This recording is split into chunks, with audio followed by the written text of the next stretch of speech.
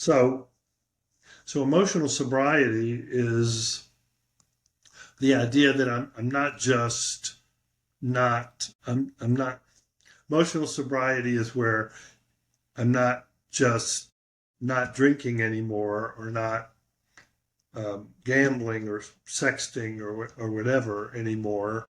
It's the idea that I'm living a type of life where I don't need that to feel better because I feel a sense of serenity and calmness and peace of mind in my life right now. And now with the tools that we teach in therapy, clients know how to deal with these ups and downs. There's always going to be ups and downs, but when you understand that I'm not going to relive my past, I'm not going to worry about the future because I can't control it, then I can live just for today and I can live a much calmer life. And so that's what emotional sobriety is that I'm sober emotionally enough so that when I do have the ups and downs, I have the tools to fix them, but the ups and downs don't happen as much because I'm being more accepting of others, giving people the benefit of the doubt,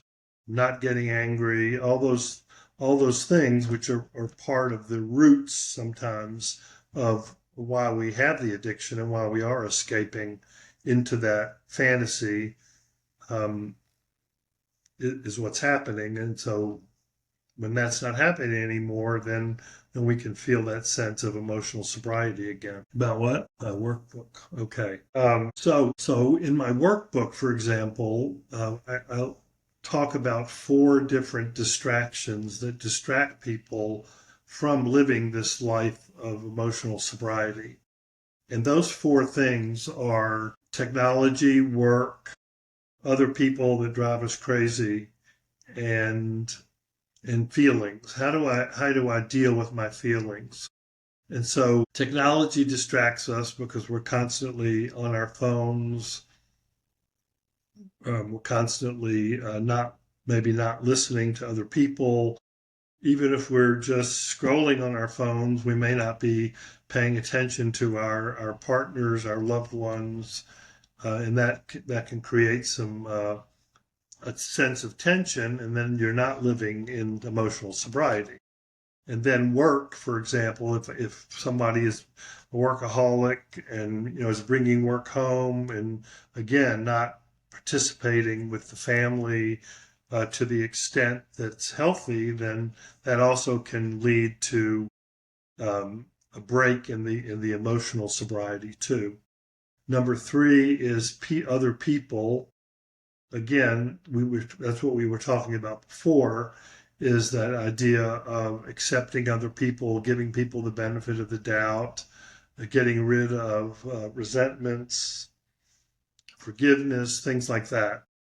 And so in the workbook, we have a lot of different exercises for people to actually write down some of these challenges that they're having and give them prompts to be able to answer some of those things so that they can begin to realize where some of their sore spots are and begin to heal from them. And then the 4th one is feelings. And for a lot of people that are suffering from addiction, feelings is a big issue because they've been numbing out their feelings with their addiction for so many years. And now that they're working on sobriety and not acting out with sex, drugs, alcohol, gambling, shopping, whatever it is, now those feelings that they've been holding back on and not expressing are now coming up to the surface, and now you got to deal with them.